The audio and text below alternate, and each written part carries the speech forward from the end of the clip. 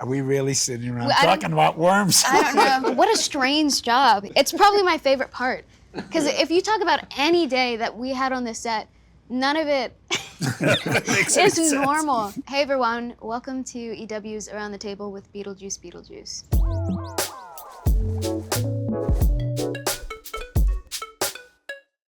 Does anyone remember, maybe Monica, what you felt or what you remember the most from the original movie?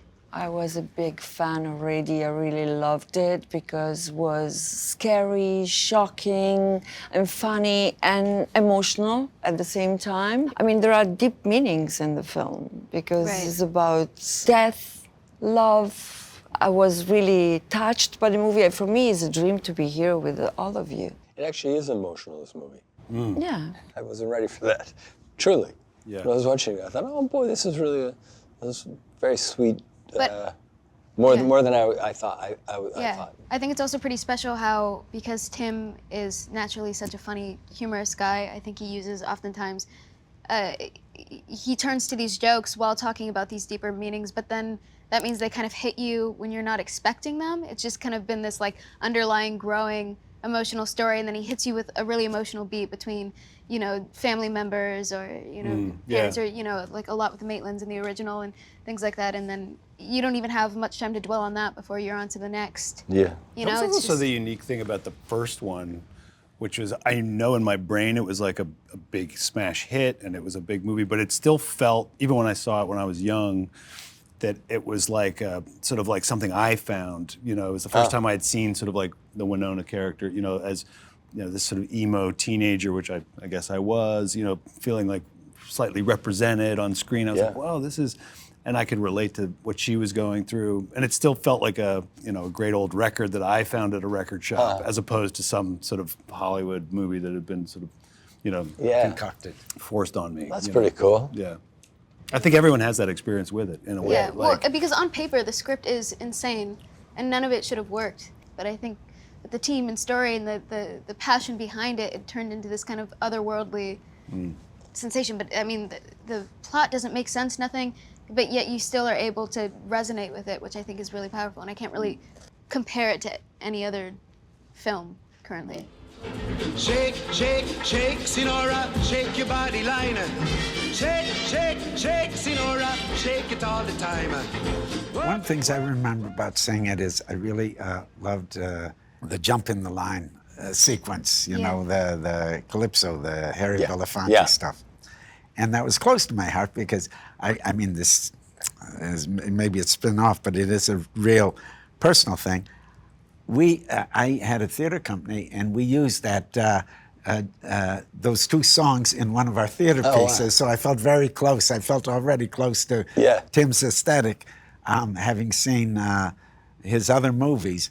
But that always stayed with me, that there was some sort of connection there. Yeah. Because that was not floating around, because that music was popular, a good... 50s. 60s, early 60s probably, yeah? Yeah. So he I used to wear thought, a shirt that came down. You know, there are times where he took nice stylistic leaps that people weren't taking in the movies. I mean, he really... it boggles my mind when you think about Tim's filmography. I mean, he's had such a profound effect on cinema because of his personal vision. And Beetlejuice was the beginning of it. And now we see, you know, son of Beetlejuice, daughter of Beetlejuice happening now. And you see how it's grown, and it's yet it's stayed intact. Beetlejuice. Feel free to express yourselves. Don't be afraid. You're a figment of my imagination. Really? Is this a figment of your imagination? Tim and I had a deal where, you know, first of all, how do you do this again? It's not like we sat down in the first one and thought, okay, remember now in the first act, this happens, and then here's your character's arc and all that. You just kind of go, oh, this is going to be fun. This is going to be cool. You know, I don't know what and then it just kind of got created. I mean, up here he had it. A good bit of it created, I know, but then it took on a life of its own. So those things don't come around often.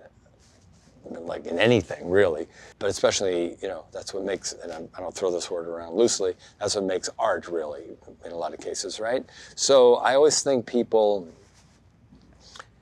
didn't realize what was underneath them wanting to look at this stuff and hear this stuff and kind of, you know, live in this world that was so unlike anything that you could compare it to.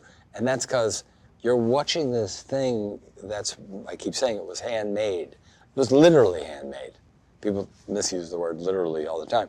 It was literally, many things were handmade, done by craftsmen and art departments, and as opposed to a lot of CGI. So I think that stuck with people. The best things that you often, that you love, you don't know why you love them, you just love them. And so there was this connection to it that people didn't even consciously think about. And so that was part of our deal, that we try to do that again. In fact, not even try to do it again. It was an agreement. We have to do that again.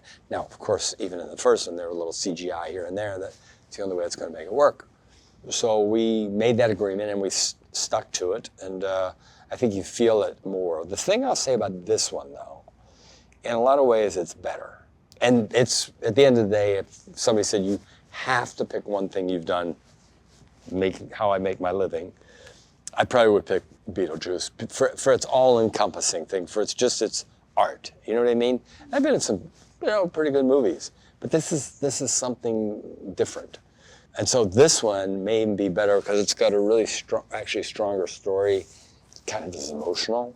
It's very sweet. The cast is stupid good, and the cast in the first one was great. But to remake something that you didn't even know might work the first time is really hard. The only thing I worried about was, should we have left it alone? You know? Should we have just said, don't touch it, just walk away, go make your other movies, you know, which we did. And then I thought, okay. So for me, it was a big roll of the dice. I would say, you know, the movie itself looms so large just in sort of pop culture in your mind, and I think everyone has an emotional, it was, you know, the first reaction I had was sort of just gratitude that it's like someone handing you a key to a door that you just get to walk in to this world that you never in a million years thought you were ever going to get to visit, and then to sort of play with these guys and do scenes with them, and the script was so good, and then of course it just gets amplified, you know, by 10 just by the talent that Tim assembled, and also just to sort of your point, that handmade quality. Yeah. You know, there's really something thrilling when you get to see, I imagine when you made the first one, you know, it was probably a lot of string and bubble gum, and you know, and Tim is probably trying to impress on the people with the money that this is what I want it to look like. And when there's no template for it, but this many years later, when clearly Tim has sort of a coterie of artisans and people that he's worked with and knows what it, that was really special to witness, because he's now sort of got this army of puppeteers and people that do claymation and makeup artists and costume designers, and to watch that, it's like watching someone sort of conduct a symphony with the best players in the business. And that's what I think makes this movie different, but also special to the first, which is, it's almost like sort of a peak of his powers moment, you know, and it's the same tone and it's made with the same heart, but it's sort of aged in this wonderful way where everyone's kind of, and I would say even as actors, you know, evolved to, you know, there's just something, there's an undertone or a thread to it that just feels like it was made with such love and appreciation. And it didn't feel like, it felt like it, and yes, big sets, yes, crazy detail, yes, crazy, but it felt very independent, you know, just because the spirit with which the actors came together was really in sync, which is not often the case, and then the person shepherding it felt really just sort of in command, and that's a great feeling. And then when you can just have fun, you know, Yeah, then it just... It's such a privilege to be able to work with puppets and not a tennis ball, and I feel like Yeah. so much of this film, because it's so spontaneous and so erratic, I think that it's very easy to, you know, do a film that's maybe heavily CGI and be a little bit confused about where you stand and but I think part of the reason why we were on the same page is because we were dealing with things that were real. And I think another reason why this movie works so well is because it's a magic trick. It's like when someone makes cards disappear in front of your hands. I think that's why it feels indie, because you're not watching somebody who spent hours at a computer working on something. You just witnessed something unbelievable that shouldn't work, and it's just a trick on the eye, you know? I think that's why, like, that's what audiences need and want, and what we're not really getting from movies nowadays. So I think that that's part of the reason why this is so interesting. Also, to that point of the, you know, the Uber technology next to the handmade stuff, I think there's a level of imperfection and personality when stuff is handmade. Just like, you know, the thing that I always think about is how hard it is to write a love letter on a computer rather than longhand. Yeah. Now, when you write longhand, and if you write it with a fountain pen, you may have some blotches of ink or whatever, or some of your handwriting may not be good, but it lives in a different way. It breathes in a different way. So when you're working with that kind of approach, it's just a little more joyous and a little less canned, you know. It lives And in a freeing, different way. really. Huh? It's actually freeing. Well, it is what it is, you know, Yeah. and you can slipstream it. You can ride, you know, everything that's there. It doesn't feel like it happened before without you, and it's not going to happen after without you. You're there with it, and what happens. It has a kind of truth to it, which is funny to talk about with a highly stylized kind of fantasy, you know, some elements of horror and all that. But it's really true. That kind of rootedness is sometimes hard to achieve when you're tempted by using technology that we have available. It's still tangible. See, when you have a green screen in front of you, you have just your fantasy to work with. But when you have a real object, a real monster, for example, of course you can go farther with your creativity. Yeah. No? Yeah, for sure. And it's easier for us. I remember Winona and I were shooting with sandworms. It was really wonderful, and Tim's really great because he always shows references and images or drawings or things that he has in mind. So he showed me some of his sketches of the sandworms, and we also saw images of what they wanted for the worms. And then we shot, you know, with huge wind fans blowing each way to let us know when the worm was coming and when it was going, or little pockets of sand popping up out of the ground as we were running, so we knew that they were. And that is something that, it was weird. It definitely made it feel more real, which is strange talking about clay worms. But you really did feel like they were after you with the way that everything was, the ground was shaking or things were moving. I remember one time we were rehearsing outside of Winter River, which the way we built it on the same hill, same town, same house, same measurements, everything. They had all the old notes from the original. And it was strange because we would be shooting and people who lived in that town in Vermont were coming over with books signed by Tim 30 years ago, or photos of the original Beetlejuice, like, oh, we were here when they first came back. And they had a little cinema and they were screening it all week. But it was so funny to, you know, be back in that world and see everything again. It felt like you were in the model shooting, which again, it's, if I would call my mom and my mom would try to talk to me about the day or talk to me, and I would describe something to her and she would just be so excited. I try not to give anything away to her because I want to make sure, but like if I told her, yeah, we all were with Catherine, Winona, shooting at the original house, walking into the attic for the first time, it almost, there's like an emotion that overcomes you. That was actually what happened when I first met Michael. We hadn't met in life, you know, as you do. And I was on set and I was like, when's he coming? Because I'd really like to meet him just to say hello. And you had just gone through the works and gotten the full thing for like, I think the second time or something.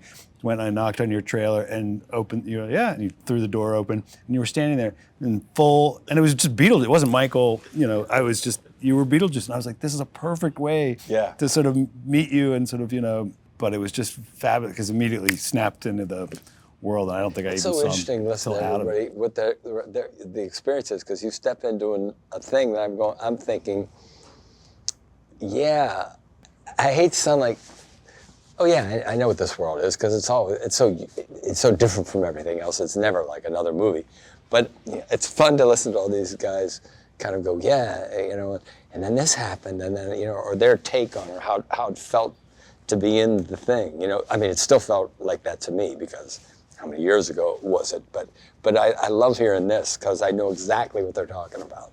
But you have to understand, it didn't exist. So we were rolling big dice, going, we were out there. And then you go, okay, now you've seen it, it's a thing, now these guys have to step into it.